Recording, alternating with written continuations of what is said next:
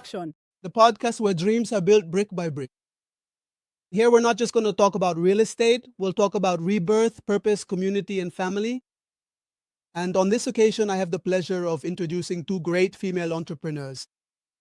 Roxy, Rosemary, how are you girls? hello. Good. Well, thank you very much for being here. Thank you for your presence and for the opportunity as well. I know this is something new, something different. The thing is to have a good time and enjoy ourselves, okay? But first, let's start from the beginning, as we would say, of course. How did it start, Roxy? How did you come to the United States? We're talking about a long time ago, almost 25 years now. And back in Peru, I had my businesses. As you know, here I am with my siblings, Rocky and Rosemary. And I had my clothing business and a shoe manufacturing business and all that. I sold everything. I sold my car, everything, so I could come here because I wanted to study business. So I arrived 25 years ago to study, to move forward, to do new things. And luckily, I had the support of my siblings and my parents who paid for my studies. Cool, that's great. And Roman, what about you? I didn't know that one. Well, honestly, I came to this country 15 years ago, almost 15 years now. I wasn't here. I wasn't in Peru. I left Peru when I was almost 16, just turning 16. I went to live in Japan, a new country for me and everything. But honestly, those were my best years, because I learned a lot. And, well, it was an invitation from my older sister, who I've always been with since Peru, helping her with her businesses and everything. She wanted me to come because she had opened a restaurant. So she was always inviting us to come, saying, come, you have to come, and so on. So I said, yes, I'll go. And so I came as a tourist to see what we had invested our money in, and I fell in love.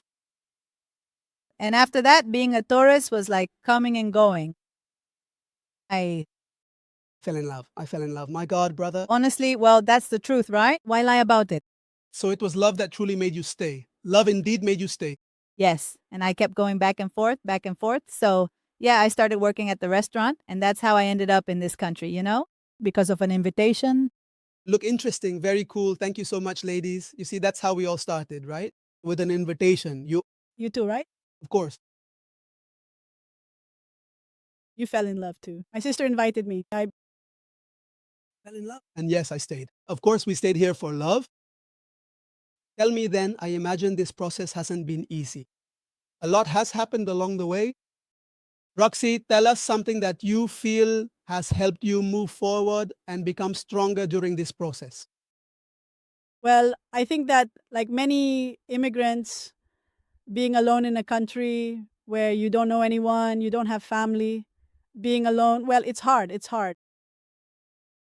That's how it was for you, right? You had to be alone. Of course, because we were 6 siblings, always together. At one point in the process, before you came, you stayed with us too. You raised your 5 siblings and you were still very young. You were about 18 or 19 years old, and we had to be on our own, right?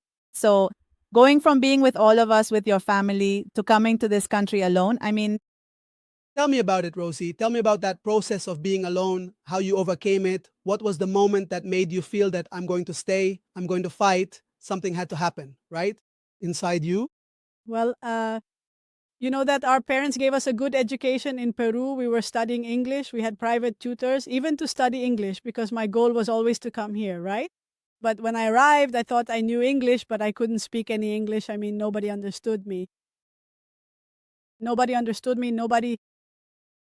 I started working at the restaurant, and in my mind, I thought I spoke English, but really nobody understood what I was saying. So it was very frustrating because people thought I was dumb, like I didn't know what I was doing, and I really didn't know anything. So I had to, while working, every mistake was mine. Or every time I left, when they put me as a cashier, they asked me, do you speak English? And I said, yes, of course I speak English. I studied English for so many years in Peru. I must speak English, right? But really, when I started, they trained me as a cashier. I took my first order, and I didn't understand anything the man said, nothing at all. I only understood coffee. That's it, right? And I was like, wow. So then I opened the cash register and see all the coins. I didn't know the coins either. I had just arrived, just gotten here. Of course. then the man tells me, hey, you're in the United States. You have to speak English. And I said, well, I'm learning because I've always been a fighter, you know. I don't let anyone push me around. So the manager next to me says, okay, Roxy, it's fine. I'll take care of him. You just keep practicing, okay? How about I put you on the drive-through so you can just pass out the orders? For now, while you're... It's easier, supposedly easier. So I go and I'm like, okay, fine, drive-through, perfect. Then he'd ask, can you say, have a nice day? You know, have a good day, thank you, have a good day. I couldn't even say it.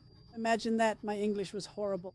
It's different. It's one thing to learn in your country, and another thing is to speak English here, really. On the court. So he'd say, can you say, have a nice day? And I'd go, what? Have a nice... No, I can't. It won't come out. Okay, can you say thank you? Thank you. Yes, I can say thank you. And so I would grab... They would pass me the bags because there's a sign there that tells you the orders and all that. So, number 1, order 1. Number 2, order 2. And I would grab the bags and then hand them out to everyone. Thank you, thank you. But then the customers would come back because I had given them all the wrong orders. Imagine that. Wow, that is amazing. If it wasn't one thing, it was another. I'm going back. I mean, to go from being a capable person, having businesses, an entrepreneur in Peru at my young age, imagine coming here and being the laughing stock. It's a very frustrating thing, isn't it? It's a process. Totally. It's a process many people go through. That's right. And it's not easy, just like you're describing. Romary, and you? No, well, my story is almost the same as Roxy's. When I got to the restaurant, I had to work there because I had to make a living somehow, right?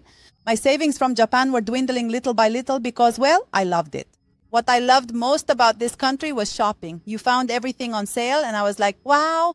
But it was the same with English, which to this day has been very difficult for me. Of course, the advantage I've had is that after we sold the restaurants and it was my turn to be a mom, I decided to be a mom and build my home. And well, I became an entrepreneur, right? I started other things. So that has also helped me not have the need. In one way or another, I say it's a need and a blessing at the same time of not having to go out and look for a job, right? I've always been independent, so that has also given me a different perspective. And I love that because not everyone who comes here, many people who arrive, such as visitors or newcomers, go through very tough things, like Roxy, for example, right? Of course. I didn't experience that here, but I did experience it in Japan. I mean, in Japan... But in Japan, you were with your family. Yes, well, when I arrived, I was with Rosalie and my dad. But you had someone. Roxy was completely alone. But it was the same at work. I mean, at least with English, there are some similar words. With Japanese, I didn't understand anything at all. The language too. I didn't know how to defend myself. When we had to buy food, it was horrible. Sometimes we just had to eat tuna and potatoes because we didn't know how to cook or anything. So these are processes you go through. I didn't go through them here, thank God, but I went through them over there. And it was also very hard, you know? I mean, from learning to speak a little, to defend myself, to learning just by watching, right? Because they would explain things and they could explain 1,000 things and tell me 5 or 6, but I didn't even know how to say 5 or 6. And well, yeah, you go through those processes along the way, you know, in life. Exactly. So, tell me a little about Casas en Acción, Roxy. How did that start? Wow, Casas en Acción. Yeah, yes, of course. Let's talk a bit about Casas en Acción, please. Well, so to pick up a little on where we left off with that story, like you said, there are processes, right? Exactly. At that moment, when everything was going wrong for me at the beginning and all that, well, I said, I'm going to go back to my country because things aren't going well for me here. I can't speak. I feel bad, so... Frustration too, right? I mean, that must be wow. Total frustration, obviously. Alone, imagine that. It's not easy.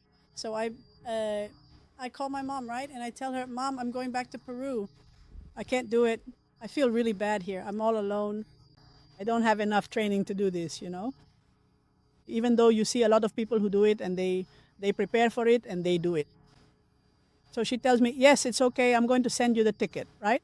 Because she didn't want me to be here alone either. I didn't know that part. Of course. I called my mom and I told her, Mom, I can't take it here anymore. I'm leaving. I'm practically suffering because... Of course, obviously. So my mom said, it's okay. From having everything, right? Right, from having it all, because your parents give you everything, you know? And on top of that, you were a business owner. Besides, I had my businesses in Peru. So that frustration, that powerlessness, well, it makes you feel awful. Like nothing, practically, right? And I couldn't stand that pressure and that mindset of always having been a business owner and now I'm nothing. So I said, I'm leaving. Of course, yeah, obviously. to get back what's mine, because over there I do have things. So during that whole night, I didn't sleep. I said, no, well, I've given up. I didn't do it. I tried so hard to get here, and now I couldn't do it. I'm going to get there, and well, what am I going to do there? I'm going to arrive with my shoulders slumped and say that I gave up, right? And all night I was just, no, I said, no, but I can't do that. It's not in my personality to give up. So as soon as the sun came up, I called my mom again. I told her, Mom, no, I'm staying. I'm staying. Oh, wow. And I'm going to do everything possible so that I can get out of this very tough situation I was going through, you know? So what I started to do, I said, okay, I'm going to start running, because at that time I had just arrived. I didn't have a car yet. And this restaurant was about maybe 5 or 6 blocks away. And I would go running, and the blocks here aren't small, they're big. They're big. So it took me almost half an hour to get there, 20 minutes to half an hour to get there. I would go running at 5:30 in the morning before they opened, and I would stand there and I'd say, I ran into one of the managers, and she says, what are you doing here? You're not on the schedule, you're not working right now. I want to learn, right? I want to learn. So please, can you teach me? Yes, but I can't pay you. No, it doesn't matter. For free, right? So I went, and she told me, okay, fine, come, help me do this, help me with that, help me. But I would ask her to explain the process to me. So from what they had trained me as a cashier, I started to learn the temperatures, the numbers, the procedures, all those things. And I would go super early. I'd do my shift with her for 2 hours. Then I'd go back, take a shower, and go to the university to study English, you know. During that process, a supervisor from the company comes and sees me there without a uniform, because I was just there to help out and to learn. And I would start memorizing the menu, the prices, the pronunciation, and all that, you know. Of course, what you needed to do your job well. So things kept happening, but I kept my mindset that I'm going to learn it. I'm going to learn it. My supervisor told me, what are you doing here? I said, I want to learn. Oh, you want to learn? Okay, I'm going to send you to a manager's course so you can learn all these things properly. And without knowing much English, after a month and a half, practically, a month and a half, I was already attending the manager courses. And after 3 months, I was the manager of that store, you know. And that's when I decided, okay, I can do this. Wait, I'm going to cut you off. Yes. So when you got here, you didn't go back to Peru, even though you wanted to, because you felt you couldn't take it anymore. You said, I'm going to do it. You started going in without getting paid, which a lot of people don't do, huh? Mind you, a lot of people don't do that. I mean, here you come in, they pay you, and it's all good. So, and if they don't pay you, you don't do it, right? And if they don't pay you, you don't do it. It's simple, right? Easy. Yes. So you're telling me that after 3 months, you were already a manager. Manager of the store? And your coworkers? No, well, they still didn't understand me, or they pretended not to, and they were all jealous. Ah, that's what I'm getting at, of course. Because the atmosphere, I imagine it changed, right? That's always going to happen. Of course. Wow. But for me, the coworkers don't matter, because the one who has to matter is the boss, the owner, where you need to be because you're seeing the effort. I memorized, because I couldn't understand a lot of things, but I memorized a book of about 200 pages with answers, questions and answers. So I could take a test that I didn't understand 100%, but I passed it with 100%. It was a total achievement. I passed it with 100%. So that was an achievement that, because I passed the final exam with 100%, in gratitude for that, as a merit, they gave me a store to run. Because I was the only one there who passed the exam with 100%. And I don't know how I did it, because I just memorized it, I studied, but my dedication was there, you know? My dedication was there. Every night I'd stay up until 1, 2 in the morning, studying, memorizing, studying and memorizing. And I did it. You did it. Look, you know what? I think I got ahead of myself. I'm sorry, Mommy. I got ahead of myself. I mean, I went straight to Casas en Acción, and that wasn't the right place, people. That wasn't it. No, because now that Roxy's talking about that, I'm remembering when I started studying to be a masseuse. Supposedly, I was hired to be a masseuse, and they were supposedly going to train us in Japan. Yeah, sure, of course. And well, I didn't want to live with my parents anymore. So they told me, no, look, we're going to pay you this and that. And I said, okay, I'll go. But I thought, well, for 3 months, I said for the fixed salary, they'll pay me. I'm going. And I went. I told my mom, you know what? They're going to pay me. Yeah, okay. My mom went, saw my apartment, brought my things, got me settled. Everything was really nice. And once I was there, I didn't understand anything, nothing at all. And I was thinking, I already want to go back home. I thought, I think I'll leave. I'll just wait for them to pay me. And if I don't pass the exam, I don't care. And then a Brazilian friend of mine told me, Ross, but do you really want to go back to living with your parents? I said, no, I don't want to. Of course, of course. Since I got to Japan, I've always been, I've earned my own money and everything. But so what did that do? It made me push myself too. It was like there were so many, I remember, handouts, and I had to memorize it. And they would talk, and I think, okay, every word, everything they said, I think, oh, wait, I know that word. So it has to do with the feet. It has to do with the liver. It has to do with this. And I just kept memorizing like that. And then they said, okay, out of the 30 of you, only 5 are going to the spa, to a well-known spa in Tokyo. And you'll go to all the spas in Ginza, in Tokyo, in all the tourist spots. And I thought, nope, that's it. I thought, I'm done for. I thought, no, I can't. No, because if I can't speak the language, I'm not going to make it. So all night long, for 2 whole weeks, all night, I didn't sleep a wink. I didn't sleep a wink. And when they called the names, they called mine. And they gave me my certificate of recognition. I felt I couldn't believe it. And when I told my mom, Mom, I'm going to live in Ginza now. What? In Ginza? How? Yes, Mom, I'm moving to Ginza. They're going to pay for everything. So that too, really, being a professional in Japan, a masseuse, and living off your tips, because I lived only on my tips. My whole salary was, for me, that was one of my greatest achievements that I acknowledge for myself, and I feel happy every time I remember it. And just now, Roxy made me remember that, and I love it, you know? And I'm going to point something out too, and I'm going to remind them, or remind you all who are getting to know us a little better. Roxy, as she said at the beginning, was an entrepreneur at 16, 17 years old. She already had 3 stores. No, she was a huge sensation in Peru, but she would go with Rosemary. Rosemary would accompany her. So Do you remember that store I took you to? I remember because my sister took me. But you were just a little kid. I was already, 17 years old, with a little girlfriend here and there. And my sister takes me to one of her stores to sell shoes and belts, wallets. And I was so embarrassed, people, so embarrassed. It wasn't my thing at the time, even though now I'm very talkative, very cool with everyone. But yes, I have to point something out that when Roxy and Rosemary always worked together, they gave it their all. From very early in the morning until very late at night. So. No, and also remembering that I used to work for free, but as I said, I was smarter.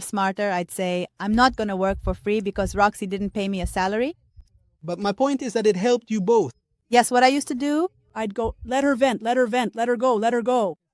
that in my ugliest clothes, I'd go without breakfast and everything. Why? Because there I would get dressed from head to toe. No, but everything. But yes, but what she was carrying. Yes, oh no. Besides that, of course. Yes. The money she carried was amazing for her age. No, of course. But of course, I was 13 years old. But that helped you. Yes, definitely. A lot. That helped you, you understand? That's my point. Because since you were little girls, you worked hard, you worked really hard. I wanted to quit school. And when you were on your own, that pushed you to keep going, not to go back to your comfort zone. In Peru, for example, you know what I mean? No, they kept going. And look, I got ahead of myself. I'll admit it. Because it's a long process. After that, what's next? We came here. Yes, Roxy came here. She studied, right, Roxy? English. I studied business, marketing, accounting, a lot of things. Did you graduate from college? Rosemary too, right? Me too. Yeah, I also came here, but I went straight to work in restaurants. I learned in the kitchen. You and I used to cook. We cooked together. Because all our cooks would leave. All the staff, all our cooks would get taken by the other restaurants. Because we had a unique standard. People had to be like this. We need to talk about the restaurant. It has to be that way. Hey, we need to talk, Roxy. What happened? Look, No, but first, Roxy forced us to learn. she forced us. You were married and I was in love. But we come from a family of restaurant owners on my grandmother's side. Yes, absolutely. being a kid. I'd get out of school, 8, 7 years old, I remember it perfectly. I'd run to my grandmother's restaurant. I'd watch how she cooked. It was incredible. When I came here to work with my sisters at the restaurant, I remembered those things. Seriously, I'd remember and I'd say, my God, how does that just come to you? Because the way my grandmother would grab the pan, she'd flambe it. My God, it was incredible. So all those things stick with you. And we We really hadn't even planned on staying in this country, us, you and I. Not at all. We hadn't planned on staying. Love made us stay, really. And to be honest, we also actually hadn't really thought about cooking at all, right? Never thought about cooking. No, but really? Do you remember the chef who came from Peru with her diplomas and her... I'm not going to call her out. I'm not going to call that woman out. A beautiful, spectacular person. No, but there's a story there. But come on, people, let's be real. If you're going to grab the pan and you're going to get burned, get burned. If not, you're not a chef. Keep going, get burned, keep going. Of course, and keep going. You have to keep going and move. And Yes, I remember. Yes, I remember when they would leave us because all the other restaurants would take our cooks. they take kitchen assistants from other restaurants here. So we said, well, it's just you and me left. Let's give it our all. And we gave it our all as much as we could. No, I remember I would cut myself, but I'd get these giant cuts, you know. And Roxy would come and tell me, okay, Ross, relax, it's nothing. She'd put a lemon on it. She'd squeeze a lemon on my hand. A day of lemon. She put salt on it and taped it. Let's go forward. And she'd tell me, now put on your gloves and keep going. And I, well, with my tears, kept chopping and helping and doing. But in the end, now that I'm a mom and I cut myself and it's nothing. You know how in the process. But what did you think of the restaurant? No, it was a spectacular, different experience. I also had the wonderful opportunity to be living and working in Japan for a total of 10 years. And when I was in Peru, I did not work at all. I didn't work in Peru during that time. As my sister said, they were in charge of the family for a long time. Thanks to them, I had a lot of comforts. I'm not going to deny it. And my parents, of course, who have always been there for me and supported me in so many ways throughout my life. But you learn, man, you really do. So now that I also have a small tire business, which I started recently, I just push forward always, no matter what challenges come my way, forward, and I don't look back. But that's something I, for example, will always cherish from when we had the restaurant. We were famous for your lomo saltado, right? Rockies. Yes, of course. So, of course, we used excellent meat and all that, but your seasoning was a big part of it. And what happened one day when Rocky came out? Hey, who made this lomo? Oh, I'll introduce you. Rocky, can you come out? And Rocky came out. I've never seen that in a restaurant, honestly. The people started to They applauded. It was crazy. Oh, my gosh. It was spectacular. You have no idea. But I've never seen that, brother. That was a real achievement. I think it runs in the family. Because Rosemary is also a spectacular cook. Rosemary cooks so well. Roxy gets in there too. Wow, she's great. So we have that, it runs in the family. So we're getting ahead of ourselves. we left. After the restaurant, what happened? After that, we each started our own thing. We each got married, right? We each started our own thing. Rocky married. We got married. Rosemary got married. Uh-huh. And well, I with my... We wanted to take a break, but that break just turned into other businesses. It turned into other things that we never imagined we would do. For example, Rosemary, tell us a little about after the restaurant. Me, for example, I went to live with my husband and I fell in love. My God, this woman. Well, but since I've always been an entrepreneur, he was working at a regular company. And we were about to have our second daughter, so we decided to live on our own because we were living with my sister-in-law when I first moved in with him.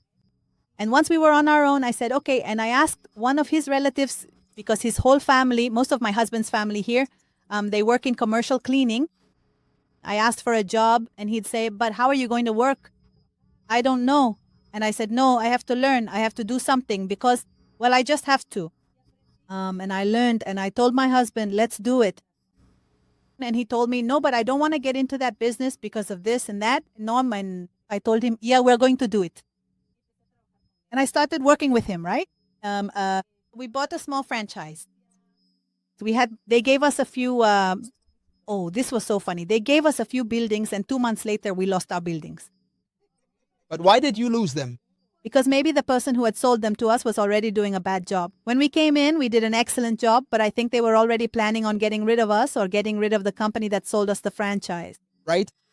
So we lost everything. We were left with very little. We were left with like just one single building. And after that, Roxy started working at with an investor. And that investor, Roxy told me, I'm going to introduce you to him and so on and so forth.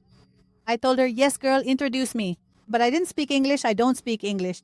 So I'd ask her, but how am I going to talk to him? But of course, during the time I lived in Japan, I also learned Portuguese because there are a lot of Brazilians in Japan. So it turns out that this man had done a mission in Brazil. Not his boss, but the president, right? The president of the company spoke Portuguese. So when I went, I got all dressed up. I went there nervous, but I said, well, this is my opportunity. I said, right? Because we already had just a few buildings. So I said, what am I going to live on? My husband had already quit his job at the company. So I became friends with him. As soon as I arrived, I said, oh, tudo bem. And I started speaking Portuguese with him. And he was so excited that he was going to practice his Portuguese, he told me. Yes. We started talking about everything. And he told me, look, I have this building. All the buildings are yours. And he gave them all to me. And now the problem was how much I was going to charge him. I mean, I didn't know because, well, with the franchise, they're the ones who handle the billing. right? So I went and told him, Ramon, you have to come help me and whatnot. And that's where I started, you know? So thanks to Roxy, you were working for a cleaning company. Yes, yes, yes. And after that, they opened this door for you to have your own company. Mm-hmm, mm-hmm. Wow, really? And I started there. And to this day, we're still working with him. And You still have those accounts. you still have those accounts, and he invests in others and gives us the opportunity. I mean, he trusts us a lot, and wow. That's excellent. But Roxy, what were you doing then? I mean, So when I got separated, I went to Peru, right? I went to Peru after about 10 years. When we had already sold the restaurants. When we sold the restaurants, I went to Peru because I was also going through a separation. right? So when I got to Peru, I got sick, and I got really sick. So I couldn't come back. I couldn't come back from Peru for almost 2 years. So for 2 years, I wasn't working, and I was still paying for my houses here, my car, houses, credit cards. I had left some businesses behind, but those businesses closed because no one heard from me. I was sick. I almost died in Peru, you know? So then 2 years without working, I practically lost all my savings. All my accounts were behind. I was about to lose my house. I had to file for bankruptcy to deal with it and come back. I didn't even have the money for the plane tickets to come back with my kids. From Peru, you know? So thank God I met someone. They gave me tickets to come back for a very low price that I could afford. And I came back with $300 in my pocket, right? And at that moment, well, I said, what do I do now? Good thing I had prepared myself in this country. I have my degrees and everything. So I looked for a job. That's when I looked for a job and I found Ryan. No, Ryan, who was almost my age, but he also, for example, came from a bankruptcy. When we talked, because we became very good friends, and he tells me, Roxy, 8 years ago, when I met him 8 years ago, he was in bankruptcy, he told me, because he knew my story, right? He says, I came from a bankruptcy. They were coming to repossess all my vehicles, to take away all the things that I had bought. And I was just paralyzed. I didn't know what to do. And my wife would say, do something, do something. But I couldn't bring myself to do anything because I was in shock, he tells me. Of course, that's so difficult. Imagine going through bankruptcy and losing everything. They're coming to take your car and everything else. And he was in shock, like, what do I do? I don't know what to do. And with his wife's constant insistence, she would shake him and say, do something, do something. And so he says, well, I'm going to go look for a job. I don't know, right? And he says, I was on my way to apply at Home Depot. I started filling out the application, he tells me, Roxy. I started filling out the application, and as I was filling it out, he says, I'm not a Home Depot person. And there's nothing wrong with working at Home Depot, but he could be more. He had the desire to do so much more, and he knew he could do it. So he turned around and said, no, I'm going to start calling all the contacts I've ever done business with. He started calling, hello, are you looking for properties? Do you need anything? How can I help you? And he found a magnate in Hawaii who told him, hey, yes, I want to invest money in properties. Do you have anything in Utah? He said, yes, I'll send you something this week. And he had nothing, but in that moment, he started looking for the properties. He started calling more friends, and he found the outlets in Lehi. The land in Lehi where the outlets are now. There in Lehi, there are some outlets, right? And he bought all of that because it was also going into foreclosure, meaning they were going to take all those properties from the owner. And he went with this magnate who gave him the money to buy that, and he bought many more plots of land, and they started to build, right? So that's when I came in when I said, well, I was also in bankruptcy, and I went to work with him. And I was on the finance side where I started to learn that he was moving many millions of dollars. And we had so much trust that he was already put in the accounts in my name. I mean, the company's name and my name, so I could write checks, so I could make transactions, because he had that level of trust in me, right? But when I saw my name on such large accounts with millions of dollars, I said, wow, why can't that money be mine? If he started just like me, he learned the same things that I can learn, right? Why not? Obviously. So that's when I started to get interested in what is real estate.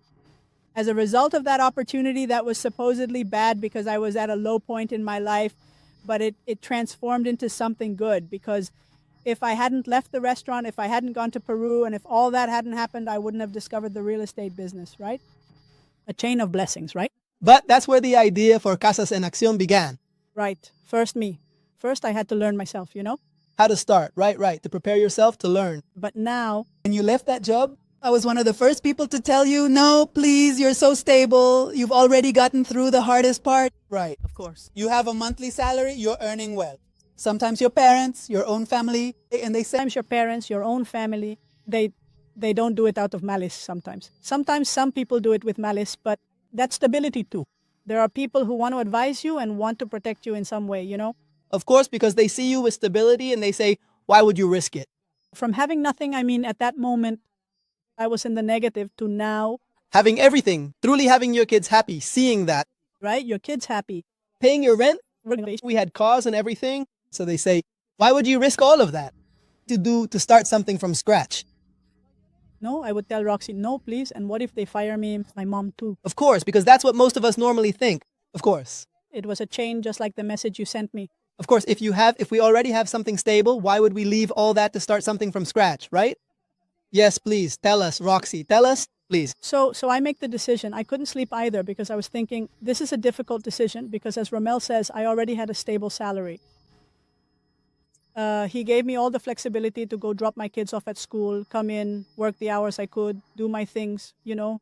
Of course. And the salary that I started with, he raised it after a month and a half, I think. Yes, after 2 months. After 2 months, they know better because Rommel was paying attention. And I had asked for an initial salary, and after 2 months, he didn't give me that salary. He gave me much more, right?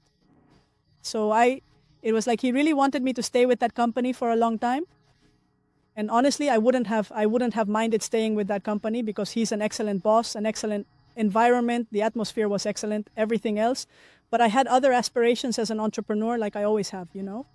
So that's when I say, no, I'm making the decision to go talk to him. No, and to say, despite my sister and my parents telling me not to do it, why do you want to change something stable, something good, for something you don't know? Obviously, imagine that, of course. But it was my determination. I knew it was something I had to do, and I went to talk to him. Obviously, he wasn't super happy at first, but then he understood. He told me, Roxy, I understand because you're an entrepreneur, you have an entrepreneurial mindset. So, no, you couldn't be in an office 24 hours a day, neither could I, right? So it's okay, I'm going to support you. What did he do? And I spoke on her behalf too, obviously. I told him, I don't want this to have any negative impact. I really want this to continue, please. And he promised me that it would, of course. So I told you that not only did he pay me 3 months' salary after I resigned, but he also gave me a $5,000 bonus. So I had those $5,000 plus the 3 months' salary as an employee so that I could to figure out what I was going to do because I left to start over again. I left with nothing, without a clear vision of what I was going to do. I just knew that I had to, that out of the millions of routes, That I had to become an entrepreneur. but I didn't know how to do it, of course. So I started with that reserve I had, which was helping and supporting me, basically. Okay, I want you to be sure, and you have there at most 3 to 6 months that this money would last me, tightening my belt in every way to either make it or fail because there was nothing else left. That was it, nothing else. And that's when I started to investigate and look into real estate.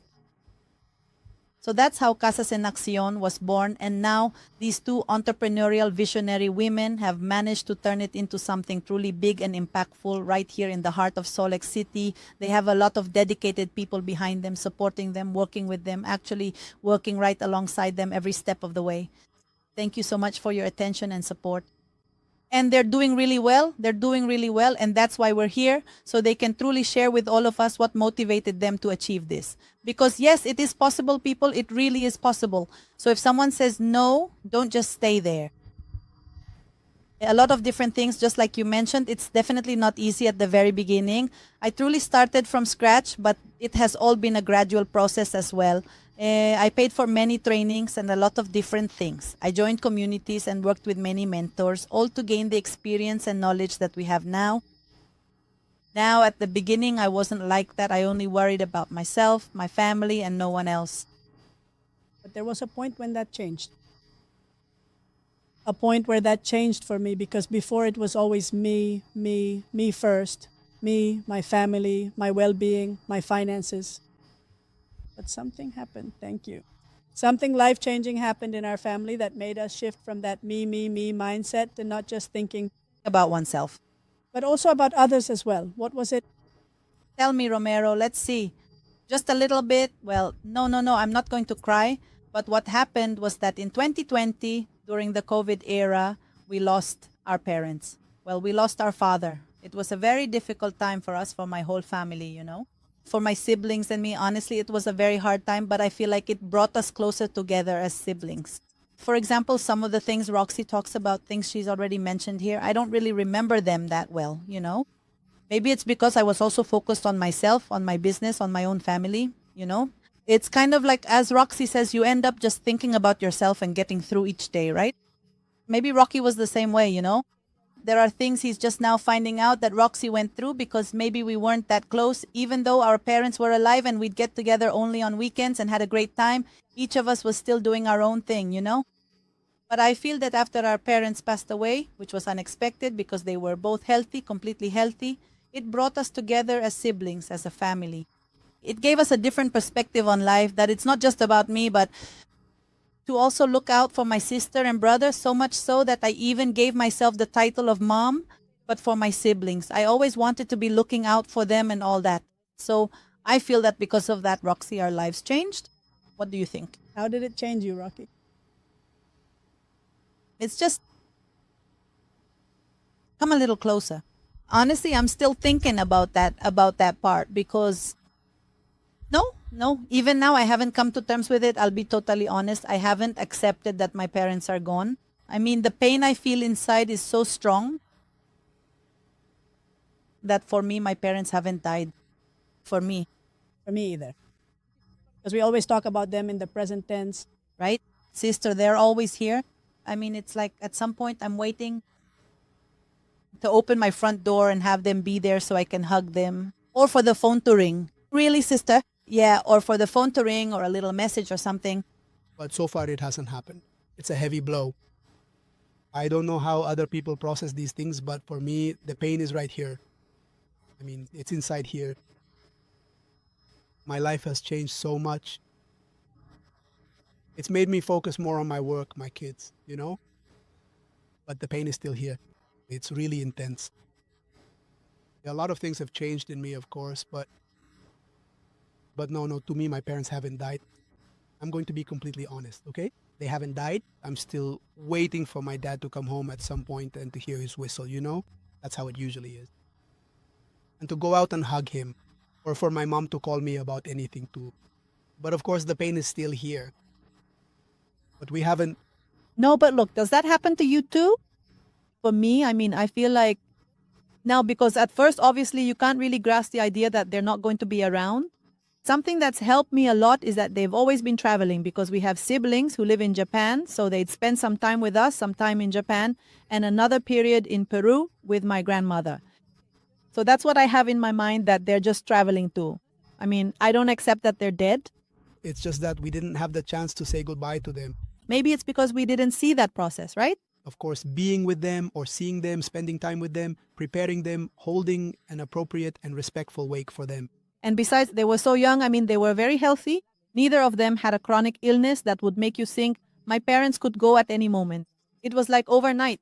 One day we were talking to dad, and the next day they called us and said, "Oh, your dad passed away from respiratory arrest." What? We had just talked to my dad that night, like until 3 or 4 in the morning, because Roxy was staying with me at that time, right, Roxy? We were together, and Roxy was saying, "Oh, no, Daddy, he's going to make it. Don't worry. Just hold on until this time." And when they called us at 6 or 7 in the morning, we just couldn't believe it. I mean, I feel like we haven't really mourned him, that we haven't seen him. I remember that the day they were burying my mom, I had to do some extra work. So while you all were watching on Zoom as my mom was being buried, I had to work. So I've also been focusing a lot on work. But something else I feel is that they're still alive. And many times, with things that happen to Roxy and me, since we're always together, sometimes I say, Roxy, these are things from God. Because, for example, a new group was about to start in Casas en Acción. So Roxy had, because I'm like her manager, her coordinator, her right hand, I'm everything, right? So I call Roxy and I say, look, Roxy, I need you to give me the schedule for the new group that's coming in. Okay. So Roxy sends it to me, right? Okay, sister, I'll send it to each one. And I sent each of them the schedule for when they would start, the day, everything. The day comes and Roxy, well, I call them, right? Roxy says, no, remember that today, sisters, I'm in class. I say to her, how can you be in class? Right? Sister, we'll talk later. I was honestly stunned. I said, what? I opened my phone and look at the messages I sent. Of course. And it was an hour earlier that she had started. But I had given them a time an hour later, which were the times she had given me. So I tell her I was really nervous. I said, what happened here? That's what I said. So I say to Roxy when I was done, I say, Roxy, what happened? She says, nothing, sister. It's just that I thought you told me that time. So I showed up at that time and the kids were already there. And I say, sister, it can't be. That's impossible.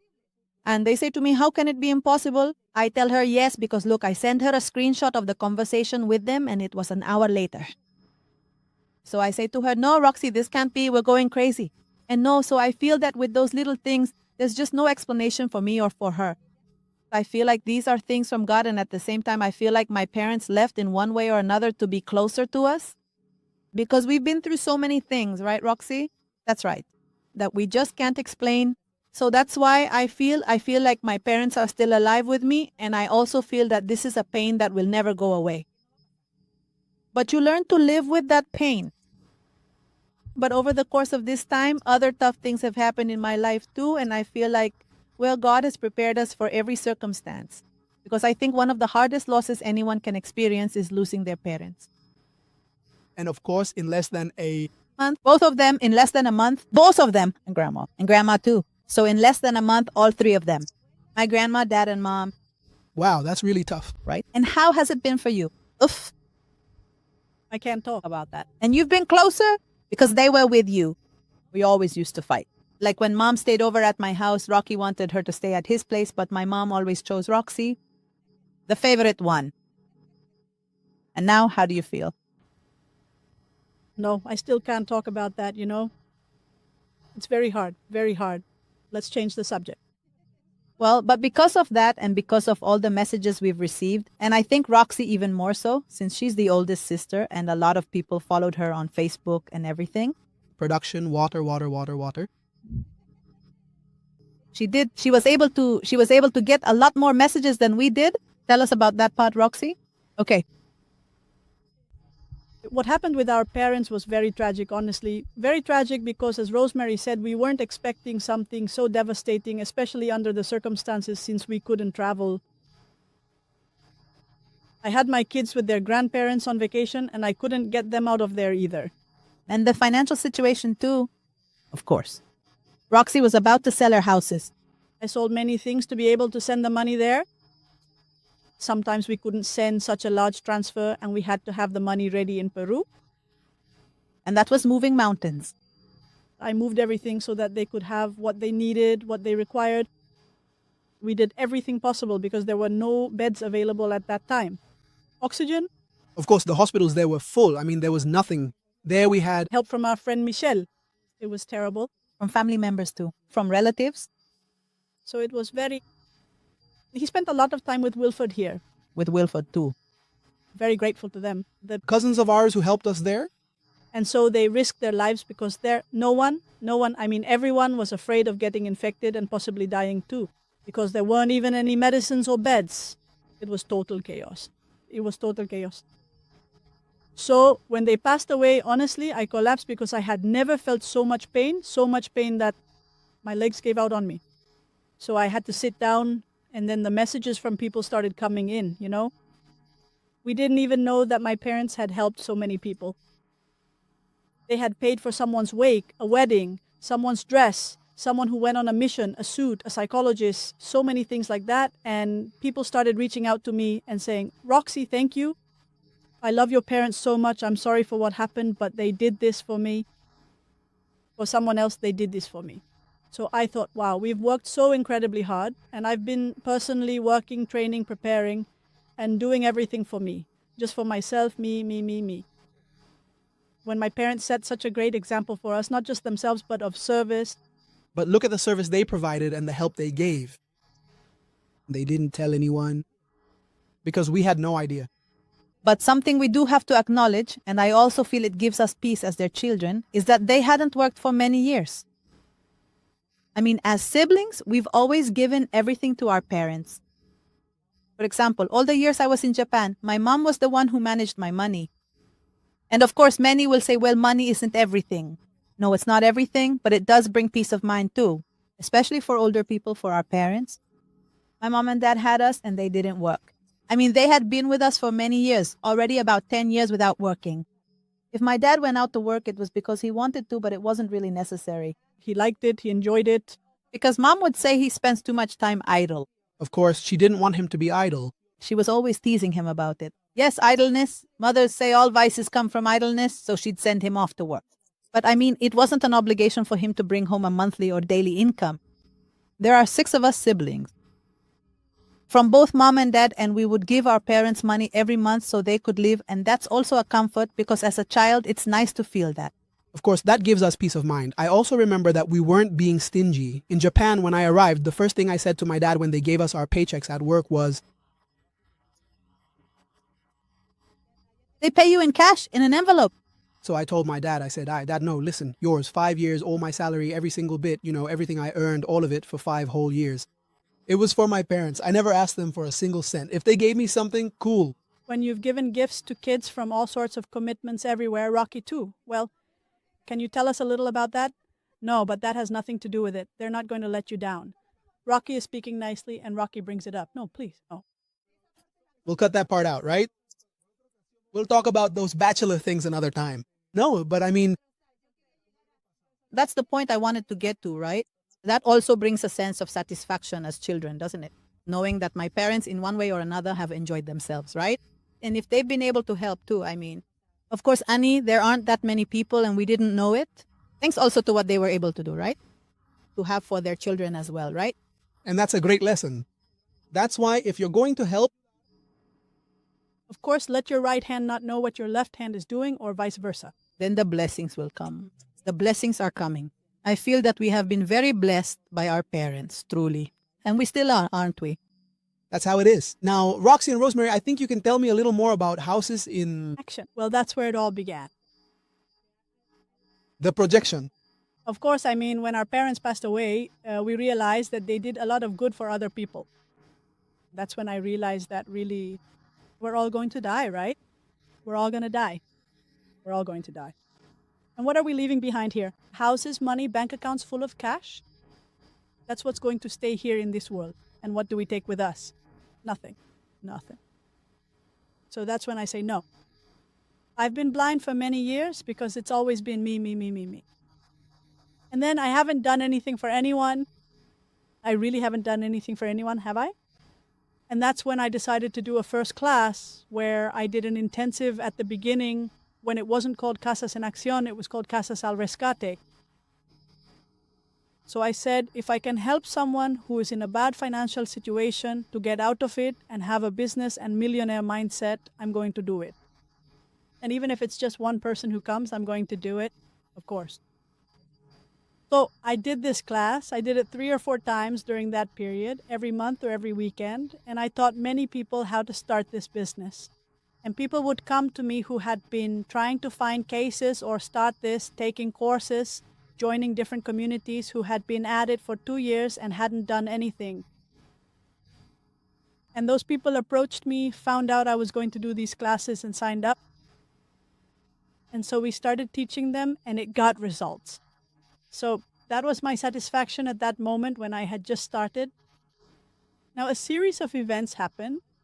When I started, there were people who were not in favor of this program I had started. What do you mean, not in favor? Why? Yes, because there were other people who said I was creating competition or that I was charging too little, things like that. So they even started to, A lawsuit against me. they were going to file a lawsuit against me through a specific person with first and last name and making up a series of lies to do this So basically, they wanted to take you down completely. because your name was really starting to get out there. Her name was already being mentioned and Roxy was starting to be heard. But tell me, Roxy, how did Romero work with you? No, but that was before, That was With and she was alone. Houses to the Rescue. Okay, it started with Houses to the Rescue. That's right. These bastards wanted to take your place because you were already making a name for yourself as Rosie Chamochungi. You know what I mean? So, But aside from these classes, I was running my own businesses and I was super busy too. I was doing my fix and flip, wholesaling. I was still doing my trainings and on top of that, taking care of my kids, you know? So I was thinking, oh, I want to help and there are bad people who want to push me out and turn this into a mess with lawyers. So you know what? I really don't need to do this. I was doing it from the heart, of course. But I don't have time for a lawsuit or to deal with lawyers or any of that. Not the effort, not the energy. So I said, you know what? I'm going to cancel it and that's it. And you canceled it. I canceled it. I said, until further notice, when I have time to do this and go find a lawyer, sit down and go through the process of Covering you for all. that so I went on with my life. I got married again. I started doing more things, multifamily, building apartments. I have rental houses. I live off my rental income and all that. So that's when I go to Arizona to see, other levels, right? To learn from other people. And when I was in Arizona, I still had fix and flips here. I'd come back to check on my properties. And that's when a lot of people would contact me saying, Roxy, since you're coming back, why don't you help us with a seminar, a class? And that's when I start getting in touch with these people again. cool. And these people asked me to start these classes again, but I didn't want to do it. And that's where Rosemary comes in, where she encourages me. And she said, no, if you don't do it, I'll do it.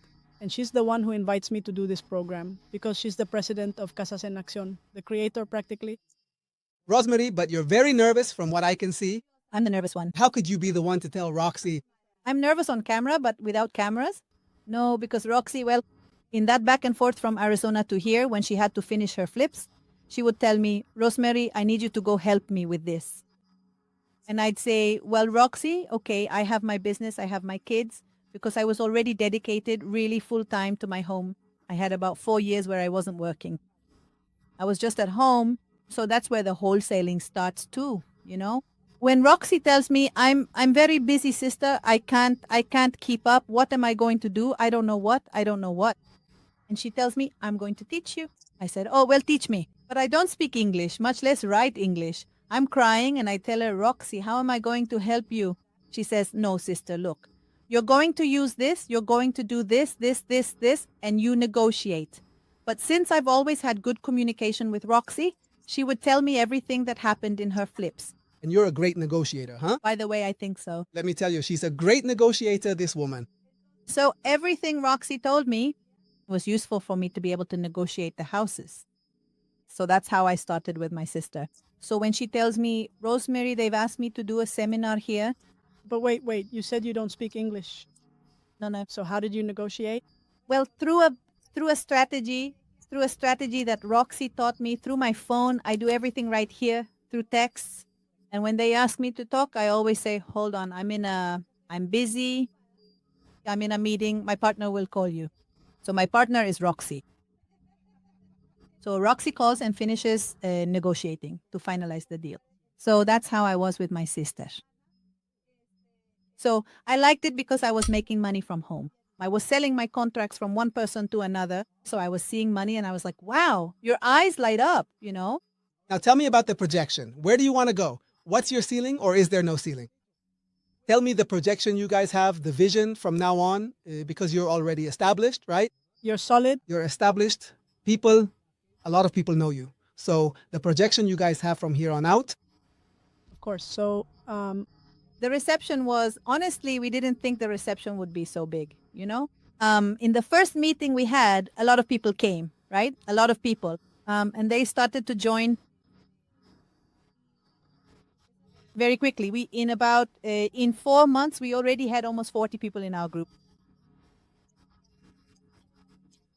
Wow, that's a lot. That's a lot. And we've also been through many processes, like Roxy, for example, with Carlos. Well, unfortunately, Carlos passed away. He was a friend, and well, that loss also hit us very hard because he shared the vision with us. We had many dreams with Rosemary and with his wife, Patricia, as well. And then things happened, and well, he made some decisions about going to have a nice day with his friends, and he practically fell off a cliff with his car and passed away, you know? So that was a very hard blow for the community since everyone knew him, loved him, and appreciated him. And he would also always come to support us in some of our classes. So that was. We also had another person in the community who had been given a certain number of months to live, and she chose to spend those months of her life with us With us? and to learn, you know? Wow, those are very beautiful experiences that happened along the way. And so I think this community isn't just for, as you say, for us, it's to profit. or to do any of that. Instead, we are practically really changing, impacting lives, you know? And it's a commitment, right? For example, Roxy, the time that she dedicates, to each one of them is incredible. I'm still learning from my sister. As I always say, I learn a lot from her, don't you? This means that she takes the time because she's a mom, a businesswoman, and everything, and takes the time to go to each of their homes or simply answer a message or give them a contact. Because it's not just about taking the theory and seeing what you do, but about being with you when you put the house under contract, going to see your house, doing the numbers with you. That commitment is there. Sure, it's something more personalized. Clear. People know this. That's why they stay with you. And I feel that really on that path, as people feel and see those things, that commitment from the two of you, your community will continue to grow. And I'm so happy for you. Seriously, I congratulate you all very much. And everyone is happy too. Most of them already have their own house. Some have sold. They already have another flip-flop. So it's like, wow, how beautiful, right? Being part of their process, which, as I say, is not just about money, but about seeing their growth, right? Okay, girls. And now this platform, which will serve as yet another valuable platform to add even more value and also clearly show you some practical real estate strategies right here in this space, right? Sure, we're going to talk about real estate, family, entrepreneurship, everything. And we're also going to have guests from other successful Latinos. Well, girls, thank you so much for your time, for sharing your experiences, and for making me a part of this first program. I feel great. Thank you so much for that. Hey, I love you guys a lot. I admire you a lot because you guys are always going up. You know what I mean? They're girls that I always stare at, like my sisters, and I say, they give me the push. I say, I can do it too. So thank you so much, girls, for sharing, for being a part of this, for being here with everyone. And this was Latinos In action. in Action. Dancing, Ruth, dancing. See you later. Take care and have a great day. We are beyond happy and grateful for this first episode that you get to know a little more about us, and not only about us, but also what we are doing, because great things are coming. We have ongoing projects and goals, so thank you and welcome. And so until next time, See you. see you soon, everyone. Adiós, Nos adiós. vamos bailando, Cuídense, nos vamos cuídense. bailando. Va, Eso. va. Saludos a todos. Bendiciones. Adiós. Ya no hay excusa para el fracaso. Yo voy para adelante y nunca bajo los brazos. Veo el futuro, suelto el pasado. Pasito a paso me... Goodbye, goodbye. See you dancing just like that. That's it. Greetings to all. Blessings. Bye-bye. Give me what I dream of. There is no longer any excuse for failure. One step forward and never give up. I see the future. I let go of the past. I'm going step by step.